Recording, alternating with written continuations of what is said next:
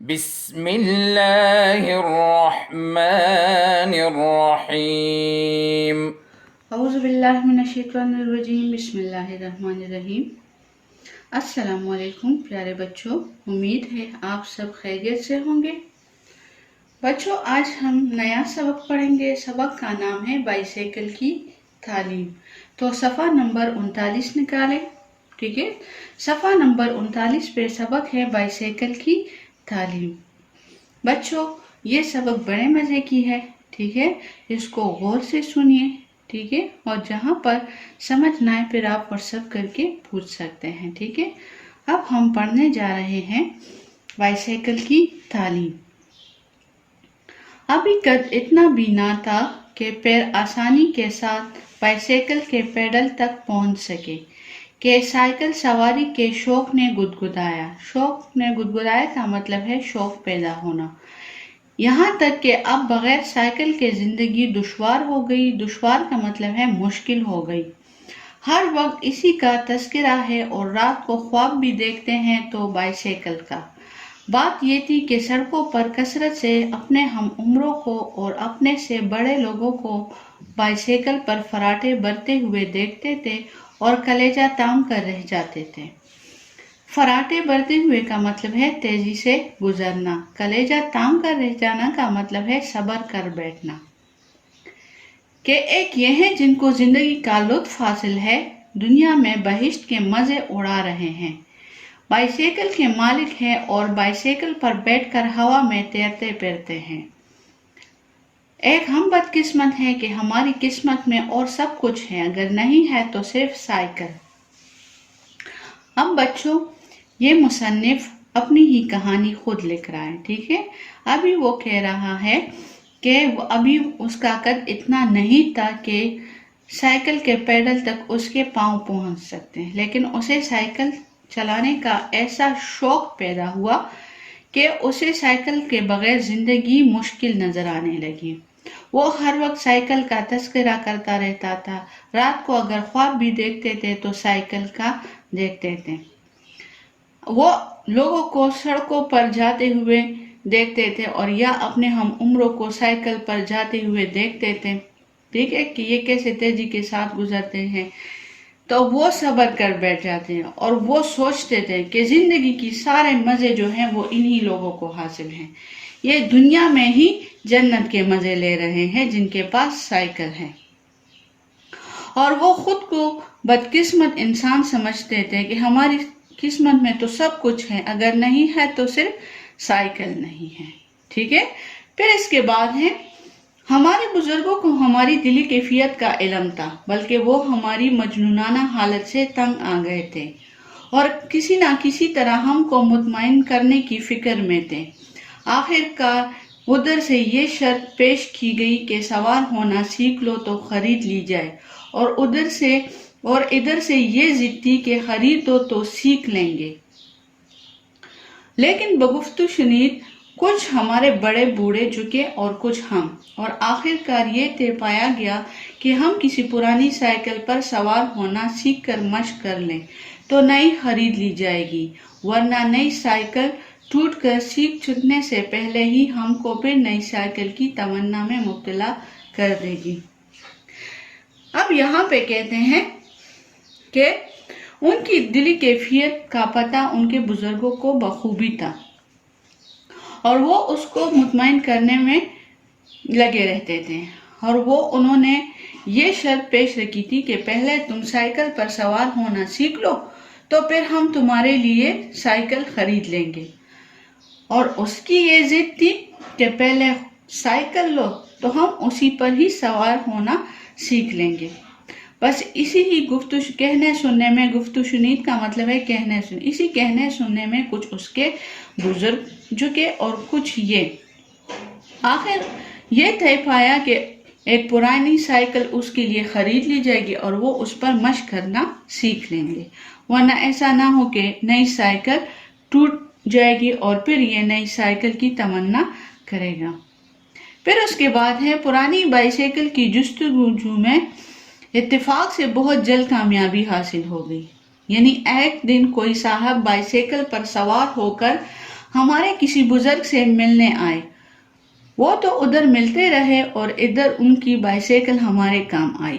Bicycle لے کر company باغ کی اس سڑک پر پہنچے جو فراز سے نشیب کی طرف گئی تھی، اور وہاں فطرت کو بہترین معلم جان کر ہم نے بائیسیکل کی بسم اللہ کر دی۔ اب کیا ہوا، ایک دن ان کے گھر بزرگوں سے ملنے ایک شخص ملنے آئے بائیسیکل پہ۔ اب تو وہ اس کے ساتھ ملتے رہے، لیکن اس نے ان کی سائیکل کو لیا اور کسی باغ کی طرف گئے، اور باغ کی جگہ ایسی تھی، اس کی سڑک ایسی تھی کہ وہ اونچائی سے نیچے کی طرف تھی، ٹھیک ہے۔ تو وہاں پر اس نے قدرت کو ہی استاد جان کر بائیسیکل کی آغاز کر دی، بسم اللہ کر دی، یعنی ان کی شروعات کر دی۔ اب آگے ہیں، بائیسیکل کے پیڈل پر بایاں پیر رکھ کر دایاں اٹھایا ہی تھا کہ وہ بجائے آگے چلنے کے لہرا کر اس طرح لیٹ گئی کہ ہم نصف اس کے فریم میں اور نصف زمین پر دراز نظر آئے۔ لیکن ہم مردانہ وار اٹھے، کپڑے جھاڑے اور بہادرانہ بائیسیکل کو اٹھا کر پھر کوشش کی۔ اس مرتبہ بائیسیکل تھوڑی دور چل کر خود بخود کڑکڑائی اور ایک جھٹکے کے ساتھ اس طرح گری کہ ہم بائیسیکل کو ہاتھ میں لیے قلابازیاں کھا گئے اور تھوڑی بہت چوٹ بھی آئی، لیکن ہم نے کہا، گرتے ہیں شاخ سوار ہی میدان جنگ میں، وہ طفل کیا کرے گا جو گھٹنوں کے بل چلے۔ اب اس نے کیا کیا، سائیکل چلانا اس نے شروع کیا، لیکن جیسے ہی اس نے سائیکل پر ایک پاؤں رکھا اور دوسرا اٹھانے لگا تو وہ گر گئے، ٹھیک ہے۔ لیکن پھر وہ بہادری کے ساتھ اٹھے اور پھر کوشش شروع کی، لیکن اس مرتبہ اس نے کیا کیا کہ سائیکل جو ہے وہ خود بخود کڑکڑائی اور ایک جھٹکے سے گر گئی، اور یہ بھی قلابازیاں کھا گئے، ٹھیک ہے۔ لیکن تھوڑی بہت اس کو چھوڑ بھی آئی، لیکن اس نے کیا کہا کہ گرتے ہیں شہ سوار ہی میدان جنگ میں، وہ طفل کیا کرے گا جو گھٹنوں کے بل چلے۔ یعنی وہ انسان کامیابی حاصل نہیں کر سکتا جب تک وہ ناکام نہیں ہوگا۔ اس نے کہا ہے کہ ناکام انسان ہی کامیابی حاصل کرتا ہے، ٹھیک ہے۔ تو کامیابی حاصل کرنے کے لیے بار بار کوشش کرنی چاہیے۔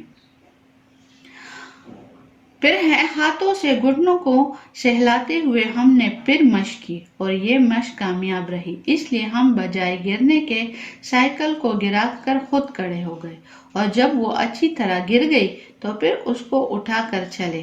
لیکن اب کی مرتبہ بائیسیکل سڑک پر آرام فرمانے والے گدھے سے ٹکرا کر خود ادھر جا رہی، اور ہم کو گدھے کا سہارا لے کر اسی کی پیٹھ پر بیٹھ جانا پڑا۔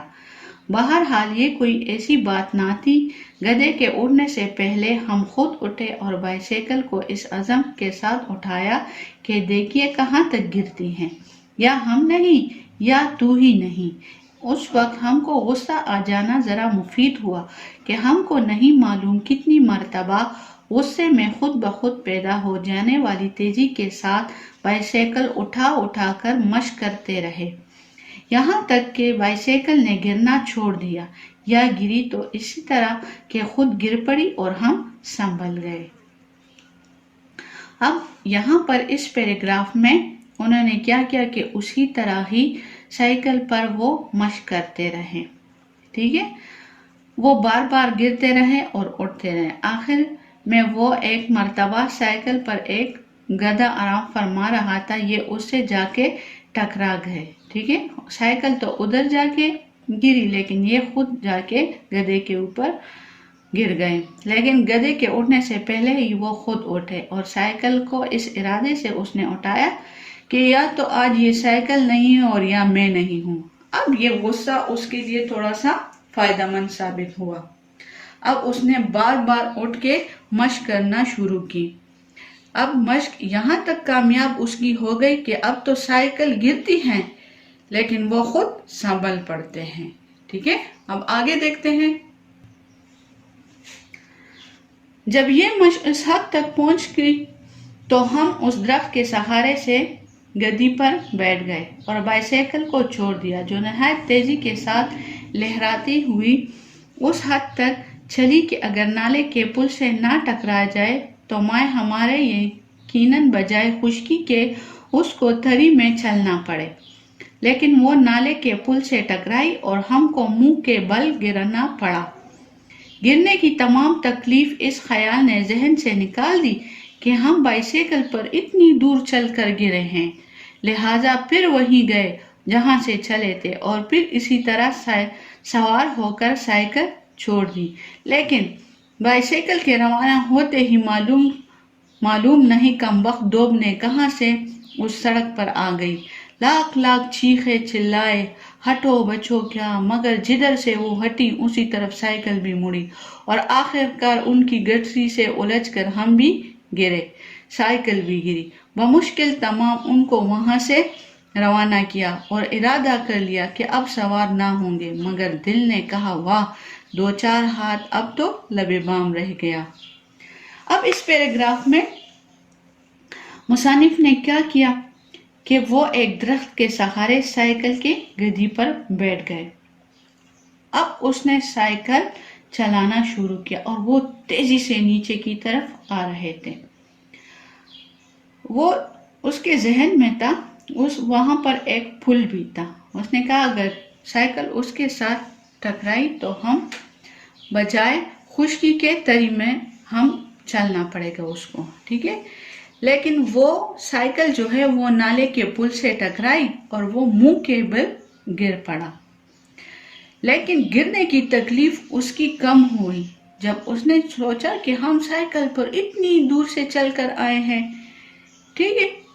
پھر اس نے کیا کیا، اٹھ گئے اور پھر دوبارہ اسی جگہ سے چلنا شروع کیا۔ لیکن جیسے ہی وہ روانہ ہوئے تو پتہ نہیں کہاں سے دوبنے سامنے آ گئی۔ یہ تصویر میں دیکھیے، یہ دوبنے، ٹھیک ہے، یہ دوبنے اس کے سامنے آ گئی اور ان کے سروں پر یہ گٹریاں جو ہے وہ ان میں الجھ کر گر پڑے، سائیکل بھی گری اور وہ بھی گر گئے، ٹھیک ہے۔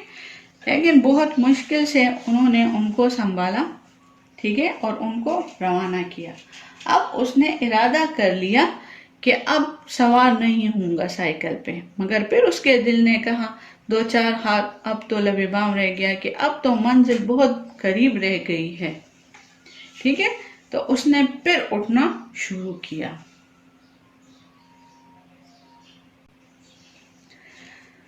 لہٰذا پھر ایک مرتبہ ہمت کی اور بائیسیکل پر سوار ہو کر روانہ ہو گئے۔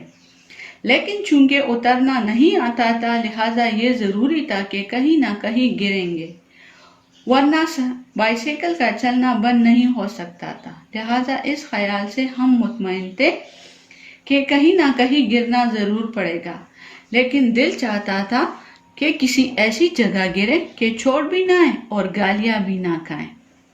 گرچہ ہم اس گرنے والے سانحے کے لیے تیار تھے، سانحے مطلب حادثے کے لیے تیار تھے، لیکن دل لرز رہا تھا، مطلب ڈر رہا تھا کہ دیکھیے کیا ہوتا ہے، زندہ رہتے ہیں یا نہیں۔ لیکن بائیسیکل کی تیز رفتاری نے تھوڑی ہی دیر میں اس کا فیصلہ کر دیا اور ہم کو ایک نہایت ہی مقدس بزرگ سے اس بری طرح لڑایا کہ خود تو کمبخت الگ جا پڑی اور ہم کو بڑے میاں کے عین اوپر گرایا، ٹھیک اسی کے اوپر گر گئے۔ وہ بیچارے وظیفے میں مہو تھے، مطلب مہو کا مطلب ہے کہ اس میں مگن تھے کہ یہ ناگہانی آفت آئی، ناگہانی کا مطلب ہے اچانک۔ غالباً ہم کو ملک الموت سمجھے ہوں گے، اس لیے ہم نے اپنے ہوش بجا ہونے کے بعد ان کو کلمہ پڑھتے ہوئے دیکھا اور اپنے کو ان کے اوپر پڑا ہوا۔ ہم جلدی سے اٹھے اور ان کو نہایت تعظیم سے اٹھا کر معافی چاہی، لیکن وہ بیچارے کچھ نہ بولے، صرف گورا کیے۔ ہم نے ان کے کپڑے خود جاڑے اور ان کو بائیسیکل کی طرح چلانے کی کوشش کی، لیکن وہ ہم کو روح قبض کرنے کے انداز سے گور رہے تھے۔ ہم نے جب یہ عالم دیکھا تو ان کو گورتا ہوا چھوڑ کر بائیسیکل کی طرف متوجہ ہوئے، لیکن اب اس کا یہ حال تھا کہ ہینڈل گھوم کر دوسری طرف ہو گیا تھا۔ چونکہ ہم کو ہینڈل کی اس خاص کے اعتبار سے اگلے پہیے کی طرف سے سوار ہونا نہیں آتا تھا، لہٰذا سائیکل سواری کی تعلیم کو نامکمل چھوڑ کر چوروں کی طرح مجروح سائیکل، مجروح مطلب ٹوٹی پھوٹی زخمی حالت میں سائیکل لیے گھر آئے، اور گھر پر جو کچھ ہوا وہ اس کے لیے قابل تحریر نہیں کہ اب بیان کرتے ہوئے شرم آتی ہے۔ اس سبق کو لکھا ہے شوکت تھانوی میں۔ اس آخری پیراگراف میں وہ کہتا ہے کہ وہ سائیکل پر پھر روانہ ہوئے، لیکن جیسے جیسے ہی وہ جا رہے تھے تو اس کے دل میں تھا کہ میں کہیں نہ کہیں پر گروں گا، لیکن اس میں تھا کہ ایسی جگہ پہ گروں کہ چوٹ بھی نہ آئے اور گالیاں بھی نہ کھانا پڑے۔ ٹھیک ہے، وہ اسی رفتار سے جا رہا تھا کہ سامنے سے ایک بزرگ آ رہا تھا اور وہ بیچارے وظیفے میں گم تھے۔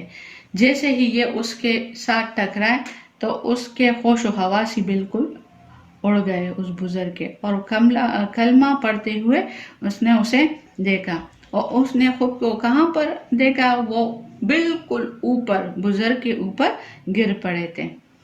اس نے جلدی سے خود اٹھے اور پھر بزرگ کو اٹھایا اور اس کے کپڑے وغیرہ کو بھی جھاڑا، لیکن وہ بزرگ اس کو بہت غصے سے گھور رہے تھے، لیکن وہ اس کو اسی طرح گھورتا ہوئے چھوڑ کے سائیکل کی طرف متوجہ ہوئے۔